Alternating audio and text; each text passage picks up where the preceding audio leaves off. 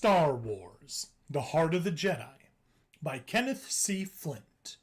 Chapter 16. Sweat beaded Luke's brow as the ship drew closer to the sun. The ship's interior temperature was rising fast. R2-D2 was still accessing the propulsion system's data, searching for anything it could do to regain power. Without success. Luke had a floor access panel up and was checking the wiring. 3 minutes until breakdown, the computer tonelessly pointed out. Luke pulled up a bundle of turbo-generator circuits. Some kind of energy surge had fused them in a jumbled mess. Luke looked at the damage with despair. It's going to take more than a Jedi miracle to sort this out, Luke said, frustrated. Then he added, Well, Obi-Wan, looks like I'm really into it this time. He wiped the dripping sweat from his eyebrows and looked around. His attention was caught by an odd phenomenon. His view of one section of the cabin seemed to be growing hazy, as if the heat were affecting the atmosphere. He blinked and looked again. The hazy area seemed confined to a single small spot near the floor. He stared harder. Within the spot, a shape began to form. It was a shadow at first, but it quickly took on color and detail. Soon revealed was the figure of an odd, hunchbacked little being of pursed features, wrinkled gray skin, and large pointed ears. It was dressed in a robe and carried a knobbed, gnarled stick. Yoda? Luke said in astonishment. So easy give up, do you? The Jedi Master rasped out in a scolding voice. Your bad habits, still with you they are. Are you really here? Luke asked him, stepping closer. Only to your eyes am I, he replied. Come back, I have, to give much-needed advice. But Obi-Wan said I couldn't get help once I started the quest. From him, no, but from Yoda. Was there more to be said? Concerning, it is, this road you now travel. Doubts I have about it. You don't think I should do it? Yoda shook his head. No. Find the Jedi's heart you must. But your motives, examine them, have you? If not pure, doomed to fail you are. I want to understand the Force, Luke said, and my part in it. Why? Yoda countered. For the good of yourself alone, is it? 2 minutes until breakdown, the computer mentioned. Look, Yoda, could we talk later? Luke said. I'm kind of in a tough spot right now. Never mind that, Yoda said, waving dismissingly. This spot is of your own choosing, young Jedi. Evidence is it of what I say. He lifted the stick to shake at Luke. Reckless are you still, too headstrong, going off on this quest so rashly, taking such chances. To prove something, could it be? I thought I was supposed to do it alone, Luke said defensively. In such a dangerous way. Nearly died you have, 3 times. Listen to me. More than once before has your need to act for your own ends endangered all you fight for. Certain you must be that it is not happening again. Now it is goodbye, I must say. My time with you is ended. With this, his image began to grow dim. 1 minute until breakdown, the computer put in. Wait, Luke called after the vanishing being. Yoda, can't you help me? No need, he called back in a fading voice. Just consider what truly drives you in your quest, young Jedi. And remember that the real power of the Force wells from a peaceful mind. As these last faint words came to him, Yoda disappeared. 45 seconds until breakdown, the mechanical voice said. Thanks for the advice anyway, Yoda, Luke said to the empty spot, but it doesn't look like it's going to do me much good now. 30 seconds to breakdown, the voice announced. 29, 28, 27. As it continued the countdown, Luke turned his attention back to the wiring. He was steaming with sweat, his clothes soaked through with it. Still, he stubbornly went on, checking through the fused circuits, seeking something he could do. The little droid detached itself from its futile work and rolled to him, squeaking regretfully. It's okay, fella, Luke said, rubbing its side. I know you've done everything you could. 15, the voice droned on.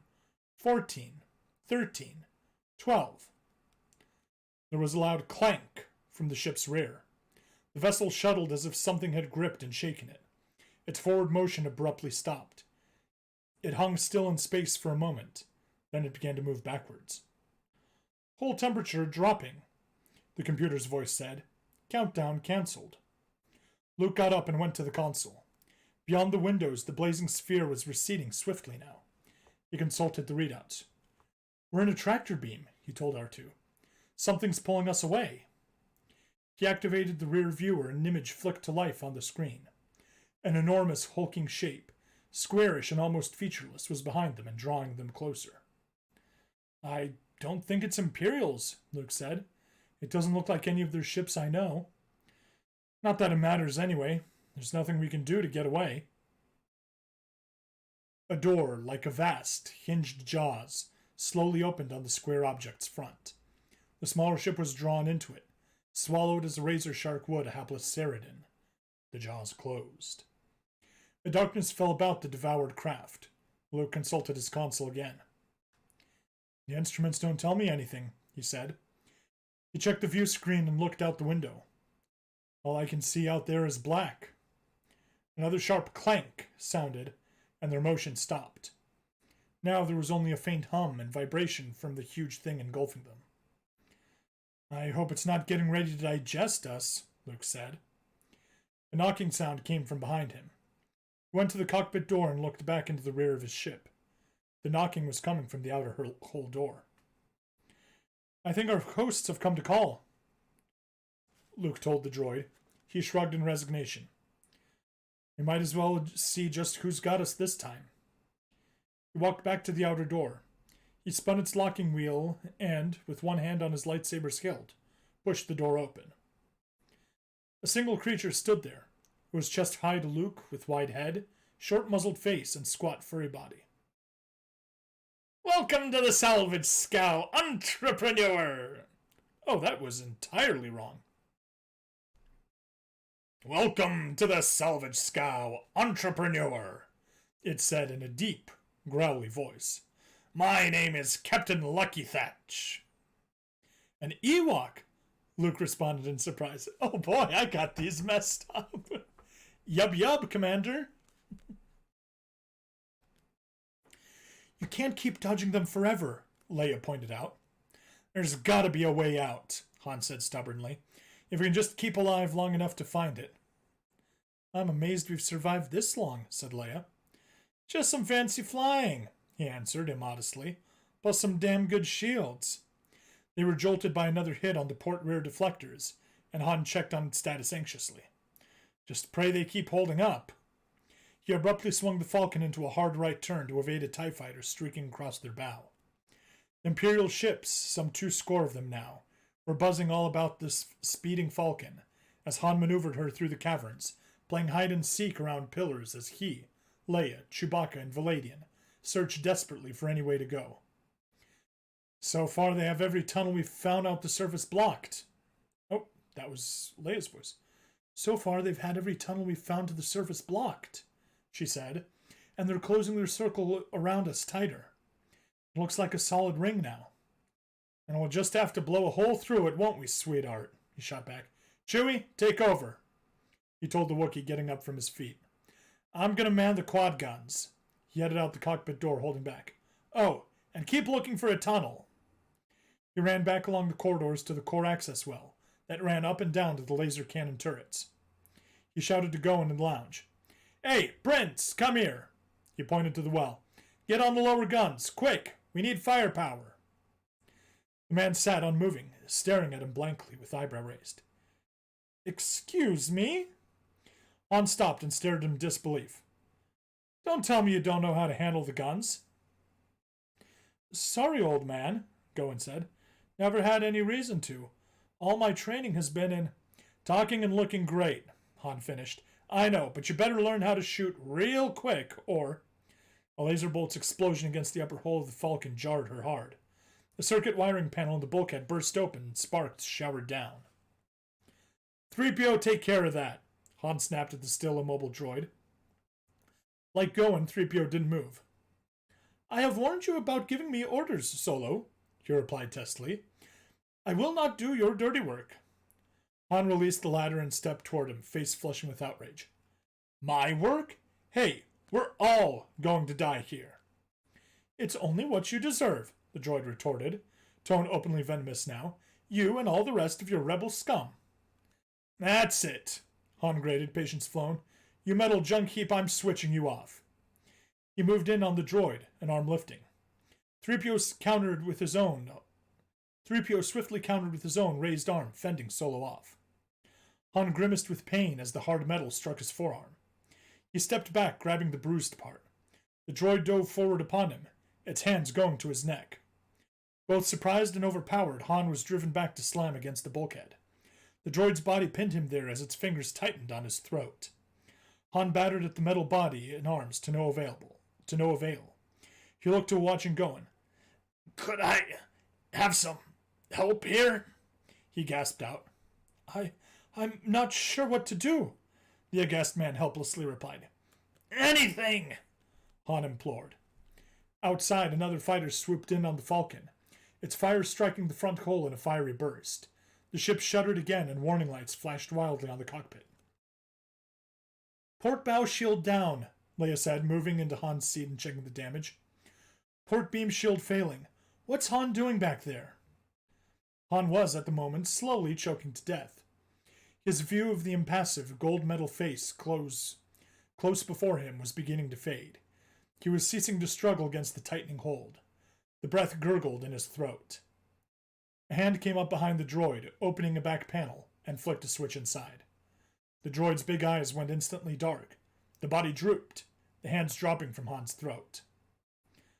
Han shoved the limp form backward and clattered full length to the deck. He saw there was Valadian who stood beside him. Fortunate that I've studied a bit of robotics, the senator said. No kidding, Han said in a voice that rasped through his squeezed throat. He looked around to see that Goen had not moved 1 inch to help. Thanks, Prince, he said sarcastically. Another direct hit on the Falcon caused them all to stagger. A small splinter of the laser bolt breached the hole and zipped in to bounce around the room several times, striking sparks from the bulkheads while all ducked.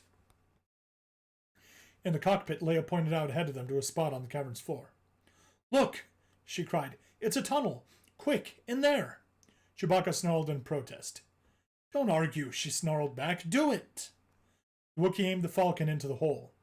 He was just switching on the forward lights to reveal a long, twisted corridor as Han came back in. What are you doing? He asked, still somewhat hoarsely. You said to find a tunnel, she replied as she got up from the seat. But this one's going down. She shrugged. Better than staying up there. Good girl, he said, grinning at her. I knew there was a reason I liked you. He dropped into the seat. Okay, Chewie, I'll take her. Behind them, 7 of the more venturesome TIE fighters had followed them into the hole. They kept up pursuit, but without shooting. The twists and turns of the down-spiraling tunnel made that impossible from so far behind. Still, they were gradually closing on the bigger ship. This is a long one, Han said, peering ahead. Maybe it'll take us right through and out the other side. We wish, Leia said. She took note of his hoarse voice and rather disheveled condition. What happened back there? 3PO went berserk, he tersely explained. I had to turn him off. He looked around him at the cockpit, assessing. The old lady's taken some damage. Hope she holds together till we're out of here. One of the TIE fighters had now come within close range. It fired, the shot bursting against the Falcon's stern. That's certainly not helping, Leia said. I can't put any more speed, Han told her. Not in here. It could kill us. And they won't? She asked. They were jolted as another bolt struck the Falcon's rear. Han growled and put on more speed. The rock walls were a blur as they flashed along the tunnel. The Falcon's hull all but scraping the sides on the tight turns. But it worked. Their lead over the fighters grew. Then, suddenly around yet one more bend, they were popping from the passageway into the open again. And again, it was a vast space enclosed by floor and ceiling of rock. They had entered another cavern, deeper within the planet. This one difference from the cavern above was that its floor wasn't flat. It had a number of very large gray-brown lumps scattered across it.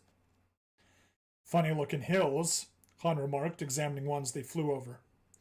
Looks like they're covered with dried grass. Grass? Leia repeated skeptically. Underground?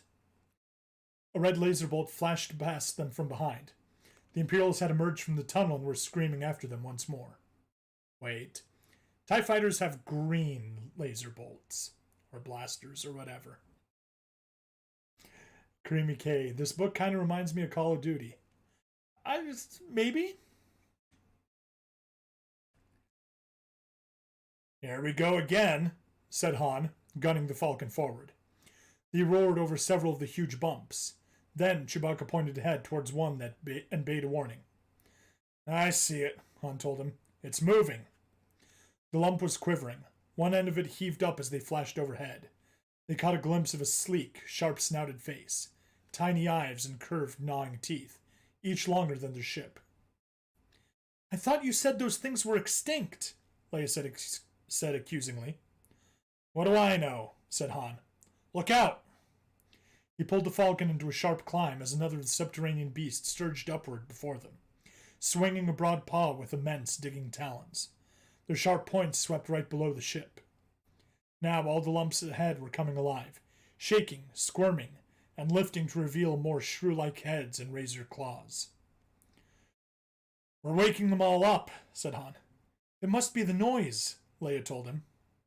They sure wake up cranky, he noted unhappily. They sailed on across what had been a heaving sea of brown bodies, long claws and teeth flashing up to snatch them or swat them down. Han dodged adroitly, taking the ship close to the ceiling. The pursuing TIE fighters with slower reacting pilots weren't as lucky.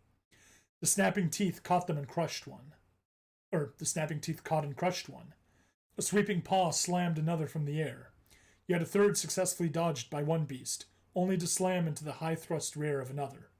Still, the 4 remaining ships kept doggedly to the chase. Look, said Leia. There's a wall ahead, the end of the cavern. Yeah, said Han, peering towards the sheer face. And there's an opening on it. Not for long, she said. One of the disturbed beasts was scrambling in a panicked way towards the hole, as if to seek shelter from the alarming noise. It was nearly there. We'll just have to get there first, Han said. He aimed the Falcon into the rapidly dwindling gap between the beast and opening. The long head reached it at the same moment they did, and the ship swept in past the pointed snout, just as it plunged into the hole. The lead TIE fighter tried to shoot the gap as well, but the space dwindled too fast and the beast crawled inward.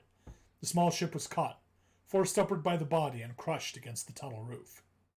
Heedless of the minor explosion against its enormous back, the beast squeezed ahead, its bulk fully plugging the hole.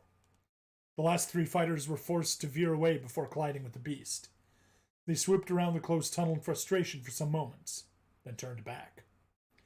In the Falcon, Leia looked back at the beast-corked hole at the rear-view screen. We lost them, she announced. She looked out the front window. I just hope there aren't more of these creatures ahead. While you're at it, said Han, you can also hope that this tunnel goes somewhere.